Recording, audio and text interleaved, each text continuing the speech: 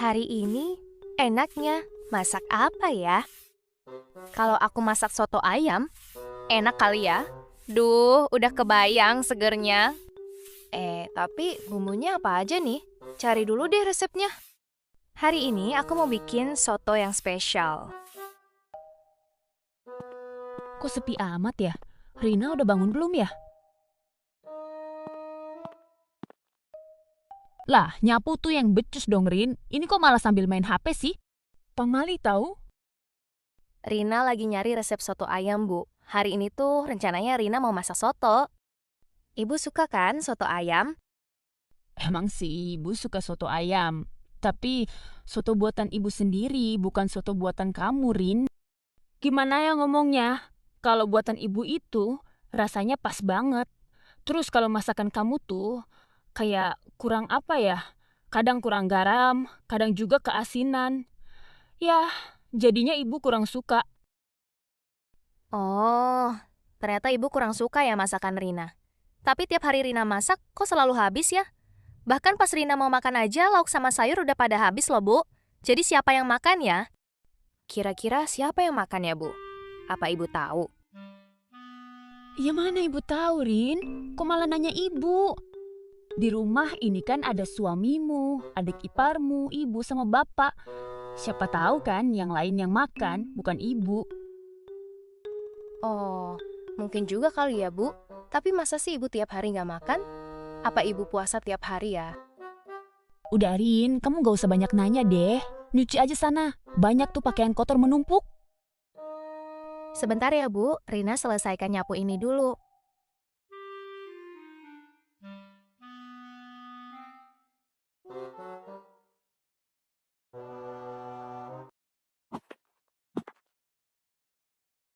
Ya Allah, ini pakaian kotor atau thrifting sih? Banyak banget loh.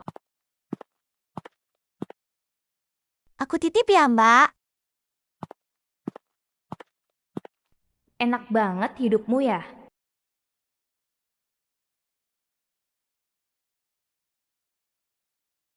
Alhamdulillah, jemuranku udah kelar.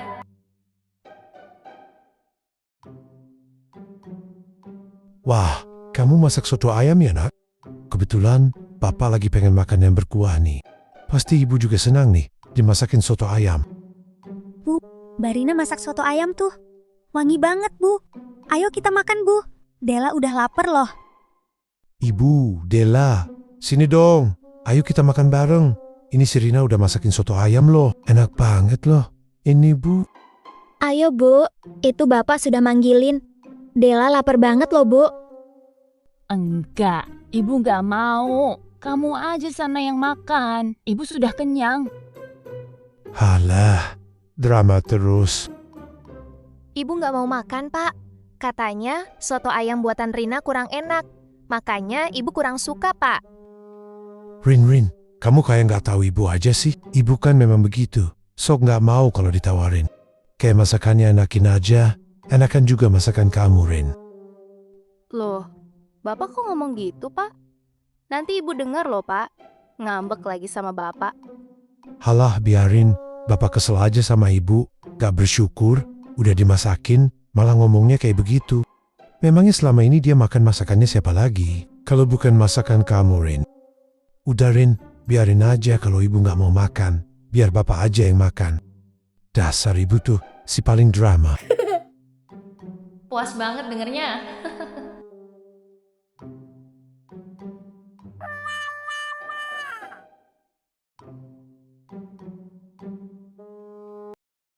Loh, gimana sih Mbak Rina ini? Kok pakaianku gak sekalian dicuciin sih? Malah pakaiannya sendiri aja. Oh, awas ya Mbak. Aku datangin kamu. Pasti dia ini lagi main HP. Lagi di mana ya dia?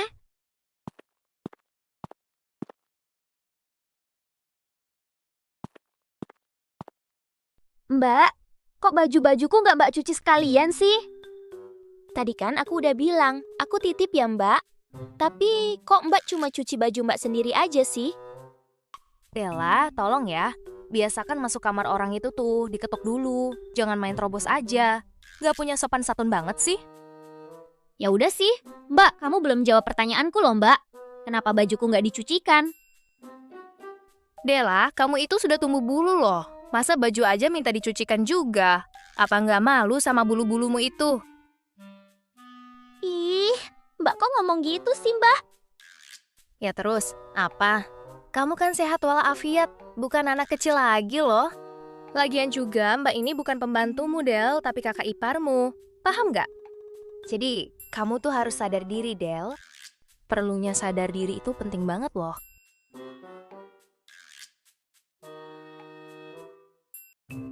Pantesan uang gaji abangku habis. Ternyata buat hiasin kamar ya. Kenapa emangnya? Kalau Hiri bilang, bos. Lagian juga bahas cucian kotor kok langsung nyamber masalah kamar. Aneh banget kamu, Del. Dengar baik-baik ya, Del. Semua apapun itu yang menyangkut dirimu, itu bukan tanggung jawab Mbak. Tanggung jawab Mbak cuma ngurusin suamiku. Kalau kamu nggak suka, itu urusanmu. Sudah paham kan? Tolong sekarang kamu keluar ya. Jangan mengganggu istirahat orang. Sombong amat. Jelas dong, aku hiasin kamarku. Kamarku ini adalah satu-satunya tempat ternyamanku di rumah mertua. CO apalagi ya, biar makin panas. Paket! Paket? Paket siapa lagi sih? Jangan-jangan paket punya Rina. Ada paket, Bu, atas nama Rina.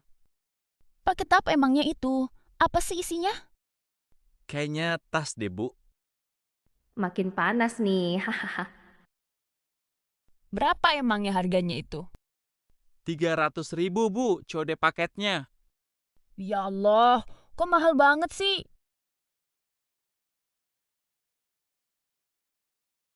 Ini uangnya, makasih ya Bang. Masih ada loh Bang paketku yang belum nyampe. Kalau nggak salah, 5 lagi Bang. Iya, Mbah. Nanti saya carikan ya. Makasih ya Bang. Rina, coba kamu itu jangan boros-boros, Rin. Bikin habis uang anakku aja kamu tuh. Kayaknya setiap minggu ada aja terus paket yang datang. Gak ada habis-habisnya. Suami setengah mati cari uang, istrinya malah poya-poya. Kak mana mau punya rumah kalau kamu boros sekali? Yang bikin pengeluaranku boncos itu bukan belanjaku Bu, tapi pengeluaranku untuk rumah ini. Makan, listrik, air, wifi, semua kan Rina yang bayar. Begitu tuh ibu bilang aku boros, suruh nabung. Ibu itu mikir nggak sih? Mungkin aja kalau dari dulu aku nggak tinggal di sini, pasti aku sudah bikin rumah sendiri, Bu. Hidupku tenang tanpa mikirin tetek bengek yang bikin pusing. Belum lagi uang bulanan ibu yang ibu bilang selalu kurang. Maaf ya, Bu, bukannya aku mau ngungkit atau mau mengeluh, tapi ibu selalu mojokin aku tentang keuangan Mas Riko. Aku nggak mau, Bu, dibilangin boros untuk diriku sendiri. Padahal uang 300.000 itu aku sisihkan dari kembalian uang belanjaku tiap hari. Dan aku pantas untuk mendapatkan keinginanku, Bu. Tapi kenapa masih ada 5 paket lagi yang belum datang? Ibu tahu nggak sih, 5 paket yang belum datang itu isinya bumbu dapur, sabun mandi, sabun cuci. Kenapa aku beli online? Ya karena murah, Bu. Aku bisa hemat ongkos buat kesana kemarinya. Terus itu, kenapa tas yang kamu beli mahal banget? Itu paket isinya 2 tas, Bu. Tas Mas Riko buat kerja harganya 250.000. Sengaja beli yang agak mahal biar bisa awet. Tasku malahan yang harganya 50 ribuan. Sudah jelas sekarang kan, Bu? Aku permisi dulu, Bu. Pinter banget alasannya. Sayang, paket tas Mas sudah datang ya. Lusa nanti, Mas mau berangkat lagi soalnya. Udah kok, Mas. Tadi sore baru aja nyampe. Serius, lusa Mas mau berangkat lagi? Kan baru aja pulang loh, Mas. Istrimu ini masih kangen loh. Sayang pikir, Mas nggak kangen apa? Kangen banget loh, sampai bergetar badan Mas. Ayo sayang, siap-siap kita kan mau tiduran? Bentar ya, Mas. Aku mau ke kamar mandi dulu ya. Jangan lama ya sayang. Kok pada gelap-gelapan sih? Mau ngapain kalian, ha? Ibu ada perlu sama kamu, Riko. Astaga Bu, Apa ibu nggak bisa ketok pintu dulu ya? Kok main nyelonong aja sih, Bu? Ini tuh udah jam berapa, Bu? Kan masih ada hari esok. Emangnya kalian itu mau ngapain sih? Kok pada belum tidur? Kamu Riko, malam ini tidurnya sama ibu. Ada yang mau ibu omongin ke kamu. Penting banget.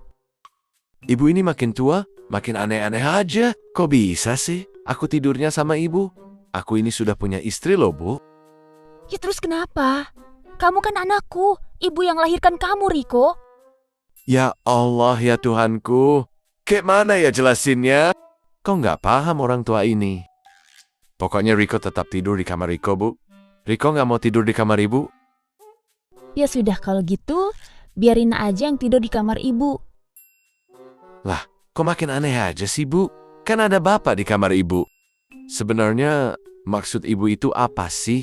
Gak sekali dua kali loh, ibu itu nerobos masuk ke kamar Riko. Untungnya Riko pas nggak ngapa-ngapain sama istriku. Kamar itu daerah privasi, Bu. Gak bisa seenaknya aja ibu masuk-masuk tanpa ketok pintu dulu. Riko ini bukan anak kecil lagi, Bu. Riko ini sudah punya istri yang butuh privasi, Bu. Ini kan rumah ibu Riko, jadi terserah ibu dong. Lagian juga emangnya kalian mau ngapain sih berdua-duaan begini? Sudah ya, Bu. Sekarang ibu kembali ke kamar ibu ya. Aduh, hampir aja. Sayang, kita mau kemana pagi-pagi kayak begini? Mana gak sempet bikin sarapan lagi. Udah gampang aja, sayang. Kan kita bisa sarapan di luar. Hari ini Mas mau jalan-jalan sama kamu. Ayo kita berangkat sekarang.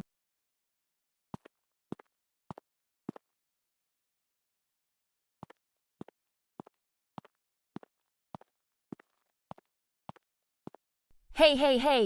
Mau kemana kalian? Mau kemana kalian pagi-pagi begini? Rina, kamu sudah cuci piring belum? Udah nyapu? Udah masak? Udah nyuci belum? Main pergi aja. Belum lah, Bu. Rina kan mau jalan dulu sama Mas Riko.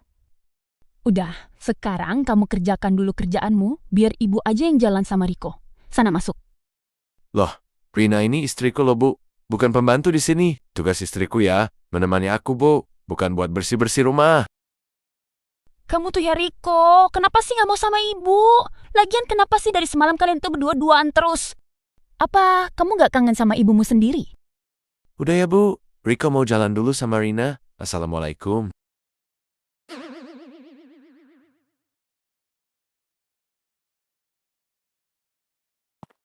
Mas, kita ke rumahnya siapa, Mas? Udah, nanti kamu tahu juga kok. Sayang, ngapain sih kita di sini? Coba tenang, sayang. Bagus nggak rumahnya? Ya, bagus banget dong. Pemandangannya juga indah banget loh. Kamu suka nggak, sayang? Ya suka lah, Mas. Kok pakai tanya sih? Ini kan rumahnya orang. Sini, duduk dulu sini. Kenapa, Mas? Mas senang kalau kamu suka. Ini rumah kita, sayang. Apa, Mas? Iya, ini rumah kita. Rumah yang Mas beli dengan tabungan Mas sendiri. Mas serius? Kok Mas gak ngasih tahu aku sih? Sengaja, sayang. Biar kamu tuh nggak pusing. Mas tahu gaji yang Mas kasih ke kamu itu pas-pasan. Buat nutupin kebutuhan di rumah ibu. Karena separuhnya sengaja Mas sisihkan buat kita beli rumah, sayang. Alhamdulillah, sekarang kita bisa pindah ke rumah ini. Kapan kita pindah, sayang? Aku udah gak sabaran loh. Hari ini aja, gimana? Wah, mau dong, sayang. Tapi gimana ngomongnya sama ibu ya? Udah, itu urusan Mas nanti. Nanti juga Mas bilang kalau kita kontrak rumah aja. Gak usah bilang kalau kita beli rumah. Bukannya apa sih, cuma mau menjaga. Biar hati ibu gak cemburu. Makasih ya, Mas. Aku beneran seneng banget loh. Kita bisa keluar dari rumah itu.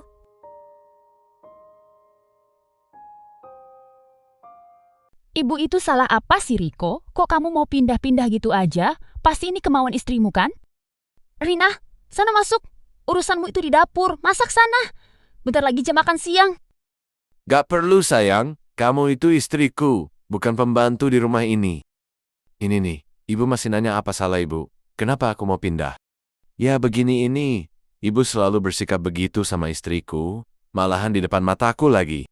Kayak mana kami mau betah, Bu? Ibu selalu bentak-bentak. Selalu masuk kamar tanpa permisi. Seakan-akan kami ini nggak punya privasi di rumah ini. Rico dan Rina mau minta maaf, Bu. Pasti kami juga ada salah. Kami permisi dulu ya, Bu. Bapak. Makanya Bu, berubah. Jangan begitu terus. Lihat tuh, anakmu pergi kan? Mereka itu punya kehidupan sendiri. Masih untung kemarin-kemarin mereka mau tinggal di sini. Akhirnya nggak betah juga kan? Cuma bapak aja yang betah sama ibu. Itu pun bapak juga pura-pura jadi tuli.